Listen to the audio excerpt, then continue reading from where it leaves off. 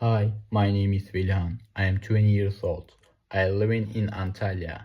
Antalya is a city with a Mediterranean climate, so I swim in the sea in both summer and winter.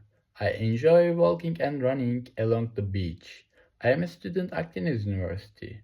I am studying international trade and logistics.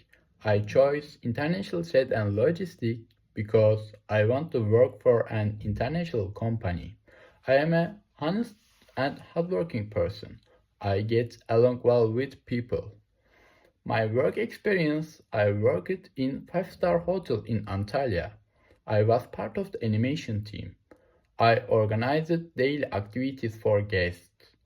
I have experience about catering, where I worked as a prep cook. I want to join this program because I want to improve my English. I enjoy learning about different cultures and I want to travel the United States. Thank you for watching my video.